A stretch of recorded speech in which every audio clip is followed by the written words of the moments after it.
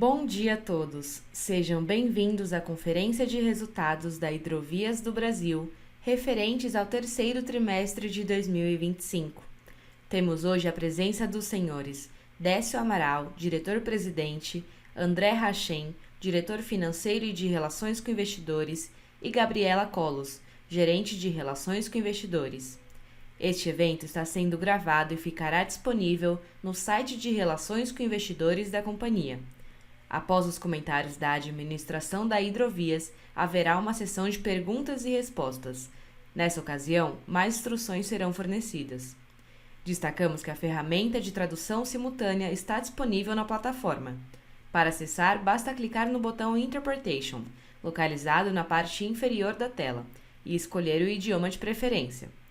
Antes de prosseguir, aproveitamos para reforçar que as declarações prospectivas têm como base as crenças e suposições da administração da Hidrovias e as informações atuais disponíveis para a companhia. Essas declarações podem envolver riscos e incertezas, tendo em vista que dizem respeito a eventos futuros e, portanto, que dependem de circunstâncias que podem ou não ocorrer. Investidores e analistas devem levar em conta que eventos relacionados ao ambiente macroeconômico, ao segmento e a outros fatores podem fazer com que os resultados sejam materialmente diferentes daqueles expressados nas respectivas declarações prospectivas. Dito isso, gostaria de passar a palavra ao Sr. Décio Amaral para que inicie sua apresentação. Bom dia a todos e obrigado por participarem do nosso call de resultados referente ao terceiro trimestre de 2025. Começaremos a nossa apresentação pelo slide 5, com os principais destaques deste trimestre. O terceiro trimestre foi marcado por continuidade de bons resultados, impulsionados principalmente pela manutenção de condições de navegação normalizada no Corredor Sul. Na hidrovia Paraná-Paraguai, operamos os primeiros 9 meses do ano, com níveis de régua d'água dentro da faixa de normalidade. Esse cenário, aliado às ações contínuas de dragagem e derrocagem, permitiu a navegação fluida e impulsionaram a recuperação de resultados dessa operação. Destaco o crescimento de volume de minério de ferro, que foi o maior da série histórica. No Corredor Norte, seguimos operando com calado normalizado, superando os efeitos da crise hídrica que marcou o terceiro trimestre de 2024. Lembro que esse ano enfrentamos alguns desafios operacionais, como limitações na recepção de cargas na ETC e uma safra mais alongada. Apesar disso, o trimestre foi positivo, sustentado principalmente pela normalização das condições de navegação. Em Santos, mantivemos uma performance semelhante à do primeiro semestre.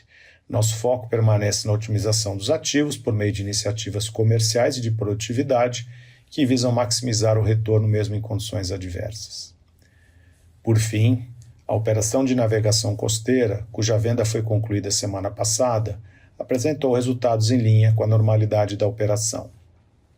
No terceiro trimestre de 25, o EBITDA ajustado recorrente consolidado da Hidrovias, considerando a navegação costeira, foi de R$ 361 milhões. E no acumulado dos 9 meses de 2025, somou R$ 965 milhões, com margem EBITDA ajustada recorrente de 49%, 10 pontos percentuais acima do mesmo período do ano anterior. Passo agora a palavra ao André Hachem, nosso CFO, para detalhar os resultados por operação e fico à disposição ao final da apresentação para a sessão de Q&A. Obrigado, Décio, e bom dia a todos. Antes de começarmos, gostaria de destacar que o release está sendo apresentado na visão pro forma, incluindo os resultados da operação da navegação costeira. Vamos iniciar pelos resultados do Corredor Norte, no slide 7. Movimentamos 2,3 milhões de toneladas no trimestre, volume superior ao registrado no mesmo período do ano anterior, refletindo as condições de navegação normalizadas.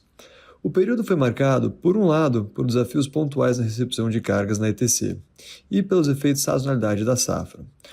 Por outro, pelo aumento de recepção de grãos via rodoviário direto e pela maior movimentação de carga de retorno de fertilizantes. No acumulado do ano, movimentando 6,3 milhões de toneladas, resultando em uma receita operacional líquida de 331 milhões no trimestre e 884 milhões no acumulado do ano, um crescimento de 15% em relação ao mesmo período de 2024. O EBITDA ajustado recorrente totalizou 194 milhões no terceiro trimestre do ano, resultado 36% acima do ano anterior, quando as condições de navegação foram restritivas. Nos 9 primeiros meses do ano, o EBITDA recorrente somou 540 milhões, representando um aumento de 14% na comparação anual, com margem EBITDA ajustada de 61%. Olhando para o quarto trimestre, é importante lembrar que esse é, sazonalmente, o período de menor movimentação do ano, refletindo tanto o ciclo das safras quanto o nível mais baixo dos rios. Nesse contexto, esperamos volumes semelhantes àqueles registrados em 2022, lembrando que, em 23 e 24, o trimestre foi impactado pelas secas severas que afetaram o rio. Passando agora para o slide 8, apresentaremos os resultados do Corredor Sul. Na hidrovia Paraná-Paraguai, as condições de calado permaneceram normalizadas ao longo do trimestre, permitindo uma forte recuperação de volumes em relação ao mesmo período do ano anterior. No acumulado dos 9 meses, movimentamos 4 milhões de toneladas, com destaque para o minério de ferro, que apresentou 76% do volume do corredor em 2025, um avanço expressivo frente aos 57% registrados em 2024. A receita operacional líquida foi de 285 milhões no trimestre e de 767 milhões no acumulado do ano, impulsionado pelo maior volume e melhor mix de produtos que compensaram os efeitos negativos da conversão da receita dolarizada.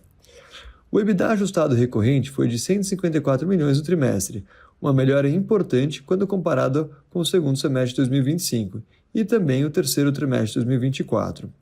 No acumulado do ano, totalizou 386 milhões, com margem de 50%, um avanço de 35 pontos percentuais em relação aos 9 primeiros meses de 2024.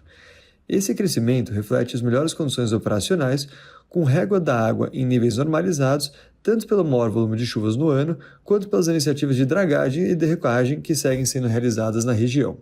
Olhando agora para o quarto trimestre, observamos redução na régua da água, movimento típico da sazonalidade na hidrovia Paraná-Paraguai. Diante disso, adotamos o plano de água baixa a partir de novembro e esperamos volumes significativamente menores do que aqueles registrados no terceiro trimestre desse ano, mas ainda superiores àqueles observados no mesmo período de 2024, quando a operação foi fortemente impactada pela seca. Passando para o slide 9, apresentaremos os resultados da Operação de Santos. No terceiro trimestre, movimentamos um total de 484 mil toneladas, volume levemente inferior ao mesmo período do ano passado, com pequena piora no mix de produtos. No acumulado dos 9 primeiros meses de 2025, movimentamos 1,3 milhões de toneladas, um crescimento de 13% frente ao mesmo período do ano anterior, impulsionado pelo início da operação de sal no final do segundo trimestre de 2024, embora parcialmente compensado pela redução de volume de fertilizantes. A receita operacional líquida foi de 36 milhões no trimestre e 101 milhões no acumulado do ano, refletindo o maior volume com o início da operação de sal, porém com mix menos favorável, uma vez que sal possui uma tarifa inferior à de fertilizantes. O EBITDA ajustado recorrente somou 14 milhões no trimestre, uma queda de 12% frente ao terceiro trimestre do ano passado, e no acumulado do ano totalizou 35 milhões, com margem de 34%, 9 pontos percentuais abaixo do registrado no mesmo período do ano passado, refletindo os mesmos efeitos de mix e tarifa. Para o quarto trimestre, esperamos resultados semelhantes aos observados no segundo trimestre. E por fim, passando para o slide 10, falaremos da operação de navegação costeira. Serei breve nesse ponto, considerando que a operação já foi vendida agora no começo do mês de novembro. Movimentamos 892 mil toneladas no trimestre e 2,5 milhões no acumulado do ano. O EBITDA ajustado recorrente totalizou 75 milhões nos 9 primeiros meses, refletindo os efeitos da docagem e da menor capacidade operacional do período. Com a conclusão da venda, deixaremos de reportar o segmento de navegação a partir do quarto trimestre de 2025. Passando agora para o slide 12, apresentarei os resultados consolidados. No acumulado de 9 meses de 2025, movimentamos 14,3 milhões de toneladas, volume 14% superior ao mesmo período do ano passado, com destaque para a recuperação das condições de navegação do Corredor Sul. A receita operacional líquida foi de 711 milhões no terceiro trimestre do ano e no acumulado somou 2 bilhões, 32% superior ao mesmo período do ano passado. O EBITDA ajustado recorrente do trimestre totalizou 361 milhões e no acumulado do ano foi de 965 milhões, crescimento de 65% frente ao mesmo período de 2024, refletindo principalmente a recuperação das condições de navegação no Corredor Sul. No slide 13, falarei sobre os resultados financeiros do período. Destaco a redução de alavancagem, encerrando o período em 2,9 vezes dívida líquida EBITDA, significativamente abaixo da alavancagem do terceiro trimestre de 2024, resultado tanto da melhora operacional e da geração de caixa, como também da maior posição de caixa após a conclusão do aumento de capital em maio. Neste ano, conforme já comentamos na última divulgação de resultados, concluímos um passo importante na nossa estratégia financeira, com a reestruturação de parte da nossa dívida através da emissão da quarta debênture da Hidrovias, que contou com a aval da Ultrapar e com a qual realizamos a recompra de uma parcela do nosso bonde de 2031, reduzindo assim a nossa exposição cambial nas nossas dívidas. Com isso, concluo essa apresentação e me coloco à disposição junto ao Décio na sessão de perguntas e respostas. Muito obrigado. Iniciaremos agora a sessão de perguntas e respostas. Caso deseje fazer alguma pergunta, por favor utilize o ícone Q&A que aparece na parte inferior de sua tela e digite sua pergunta. Para fazer perguntas através do microfone, clique em levantar a mão. Nossa primeira pergunta vem do Pedro Tinel, do Itaú BBA. Senhor Pedro, seu microfone já está liberado. Bom dia, Décio. Bom dia, Hachem. Bom dia, pessoal. Obrigado por pegar minha pergunta. Eu queria explorar primeiro sobre os efeitos aqui de paralisação ali por conta da ETC. Eu queria entender aqui, porque quando a gente olha a tri a tri, a gente tinha uma expectativa aqui de que a gente tivesse uma margem em EBITDA, pelo menos no norte, parecida aqui no terceiro trimestre, mas vocês comentaram, né, que ali a gente ainda tem alguns travamentos por conta dos volumes dentro da ETC. Queria só saber se a gente consegue quantificar um pouquinho aqui, se a gente tivesse volumes mais normalizados ali, o que a gente poderia pensar de resultado operacional ali na região. Eu acho que essa seria uma primeira pergunta. E aí, olhando agora para o sul, a gente viu aqui uma participação maior ali da parte de minério de ferro, você já vem comentando já desde ali do Ultra Day que, né, se tiver mais oportunidade de ter transporte de minério de ferro é o que vocês devem fazer. Queria só entender também o que a gente pode pensar em termos de alavancagem operacional, margem de EBITDA para o sul, pensando nessa participação maior aqui de minério de ferro. Acho que esse é o principal aqui do nosso lado. Obrigado, pessoal. Fala, Pedro, bom dia. É o Rachem aqui. Eu vou começar pegando um pouco da tua pergunta, falando sobre as margens do norte, né? De fato, quando a gente vai olhar tri contra tri, se a gente pega o mix, ele está relativamente parecido, né? A composição entre rodotup, né, e o volume integrado. O que acontece nesse trimestre, a gente acabou navegando um pouquinho menos, a navegação é o segmento da nossa operação que tem a maior margem, daí, por consequência, acaba vendo um efeito aqui você acaba vendo um efeito aqui nas margens do sistema, né?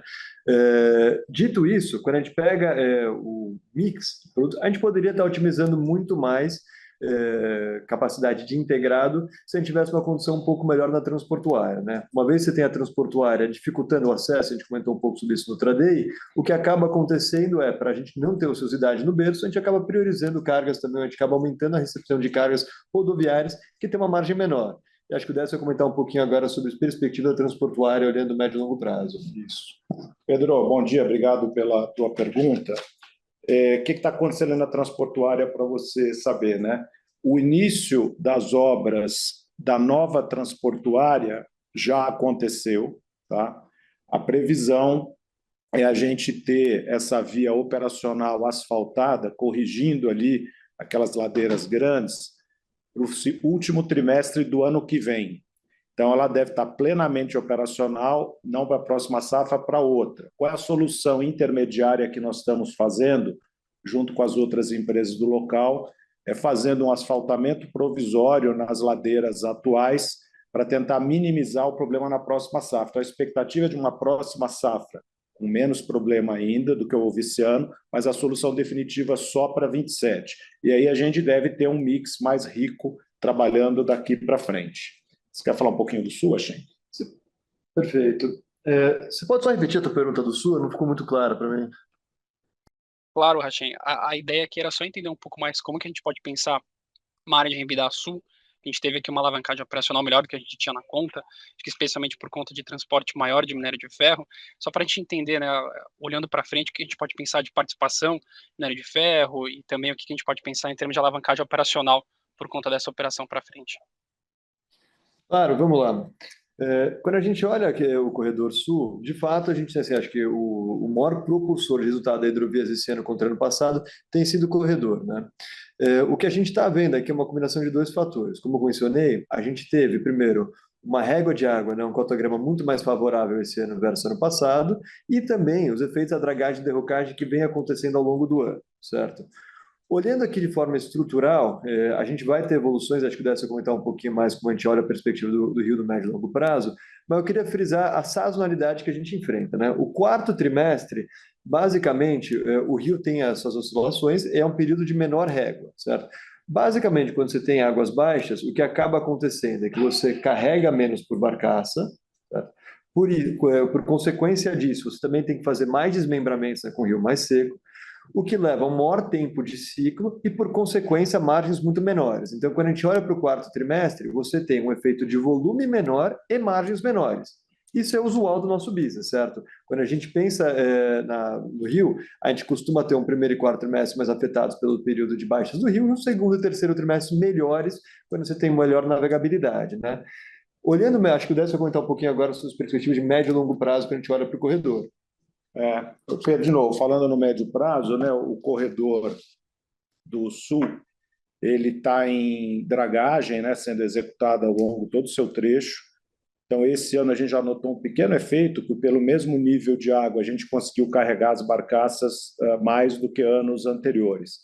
A perspectiva, com a conclusão dessas dragagens e aí com a própria concessão da hidrovia no tramo brasileiro, que está em fase final de análise no TCU, é você ter uma maior resiliência operacional, algum ganho de capacidade ao longo do ano, né? E isso se reverter no aumento de market share nosso no transporte, principalmente de minério. Essa é um pouco a visão de longo prazo que a gente tem lá para o sul.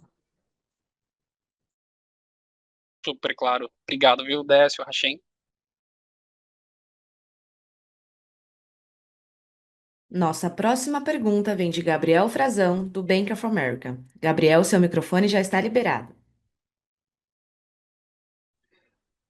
Bom dia, pessoal. Obrigado pelo espaço no call de resultados. Seria uma pergunta sobre o estágio das negociações de tarifa com as trades para 2026. Se vocês pudessem comentar com a gente um pouco do andamento dessas negociações e se vocês esperam que o cenário dos últimos anos, que a Hidrovias entrou 100% contratada em termos de tarifa e com ganhos reais nessa tarifa, se repita para 26, ou se a gente deveria ver um ganho de tarifa um pouco menor, considerando o forte aumento que vocês conseguiram entregar nos últimos anos.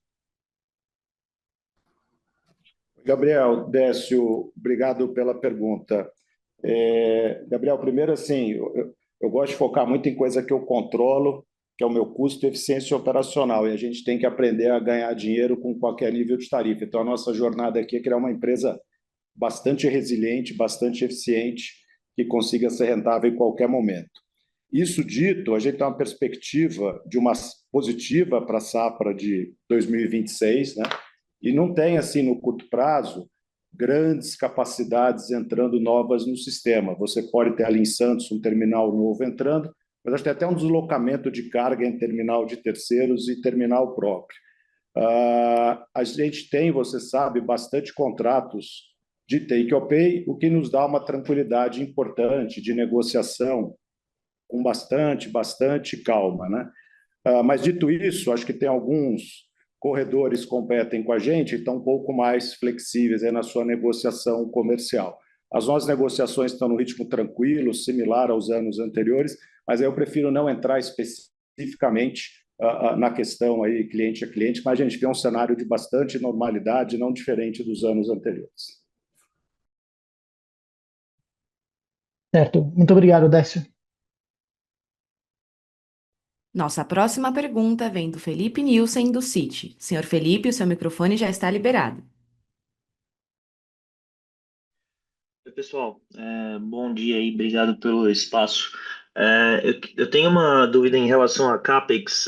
A gente falou bastante ali no Ultra Day sobre as oportunidades de projeto modular, o quanto que isso, acho que ficou bem ilustrativo, o quanto que isso traria aí de CAPEX para esse ano e para o próximo, né? E aí queria entender um pouco o CAPEX desse TRI, ele veio acho que um pouco abaixo do que a gente esperava. Se vocês veem esse CAPEX aumentando ao longo do quarto TRI do ano que vem para poder fazer frente a esses projetos modulares, como que esses projetos estão avançando, um pouco de cor a respeito desse tema. Obrigado. Oi, bom dia. Sobre CAPEX, né? Esse trimestre específico, a gente teve a conclusão um dos nossos primeiros projetos modulares, né? A Cabria. A Cabria, inclusive, já se encontra em deslocamento para Barcarena, ela deve começar seu comissionamento agora no finzinho do ano e vai ter seu ramp-up aqui, né? Seu começo de operação ao longo do primeiro semestre do ano que vem. Então, em termos de grandes investimentos ou projetos modulares, acho que esse era o principal ponto. Quando a gente olha para a manutenção, naturalmente, a gente acaba concentrando um pouco mais a manutenção no quarto trimestre. Ele é o período de baixa das operações, né? Então, como a gente mencionou sobre a sazonalidade de rio, a gente acaba concentrando um pouquinho mais, certo? Olhando para frente, basicamente, quando a gente pensa para o ano de 26, em termos de projetos que já estão em andamento, a gente vai ter o tombador, né? Soma-se a isso as despesas naturais de manutenção e o sustaining que a empresa vai ter. Então, não deveria ter grandes oscilações na nossa linha de CAPEX quando a gente pensa para o ano de 26. Deveria ser um ano mais próximo da normalidade, com talvez o grande projeto de expansão, o único projeto de expansão que a gente teria aqui, que já está em curso, seria o tombador. Perfeito, ficou claro aí, pessoal. Obrigado. Nossa próxima pergunta vem de Pedro Bruno, da XP. Senhor Pedro, seu microfone já está liberado. Bom dia, pessoal.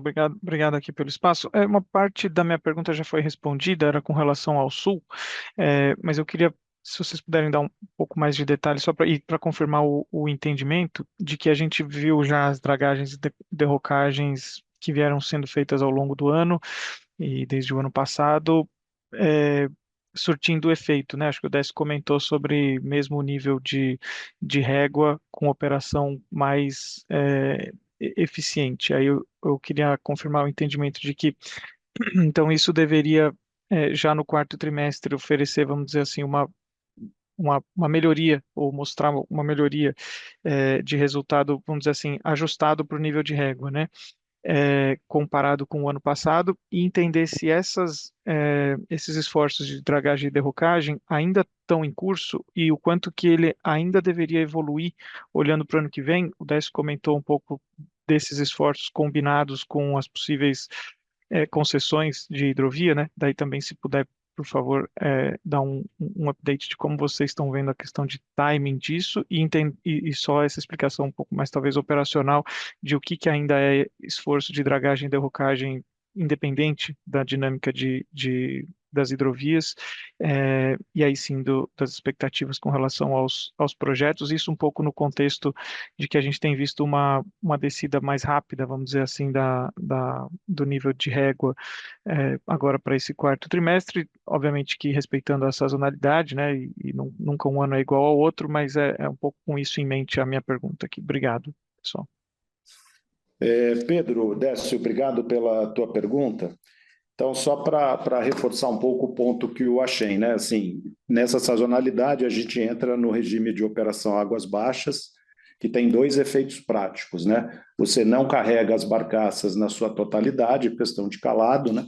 E você não consegue navegar o comboio inteiro no tramo, você tem que acabar fazendo mais desmembramentos do que você faz normalmente, então aumenta o teu ciclo de viagem. Então você acaba perdendo capacidade porque a viagem fica mais longa, né, e você não consegue carregar as barcaças na plenitude.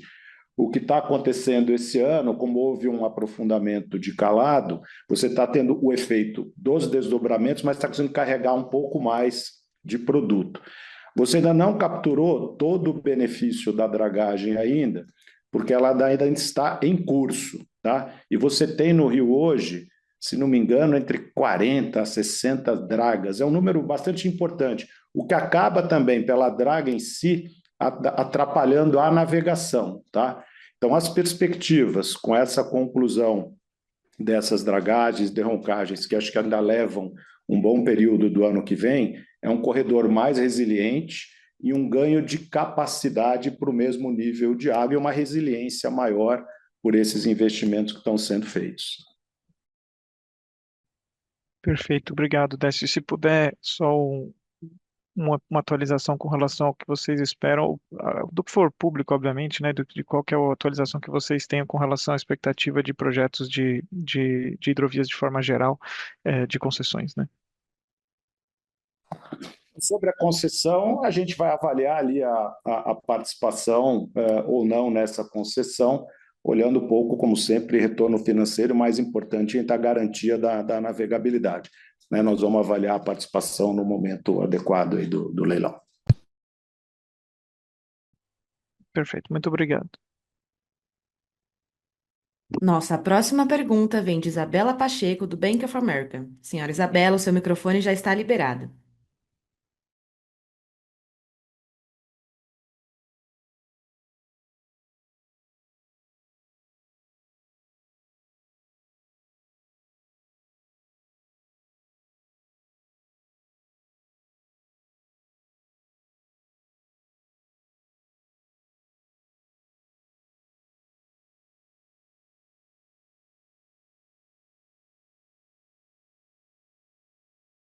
Nossa próxima pergunta vem de Isabela Pacheco, do Bank of America, por escrito.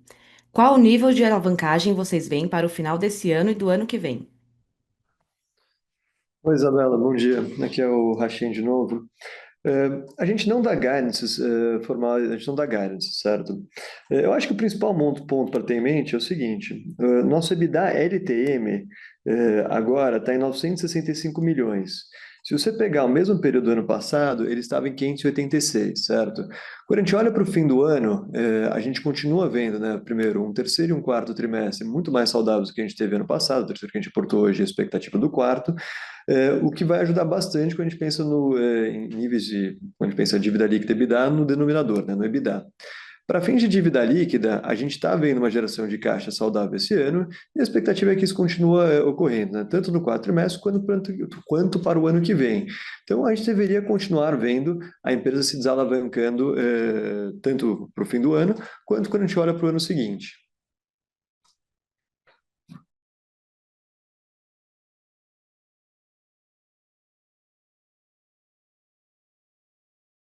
Isso conclui a sessão de perguntas e respostas de hoje.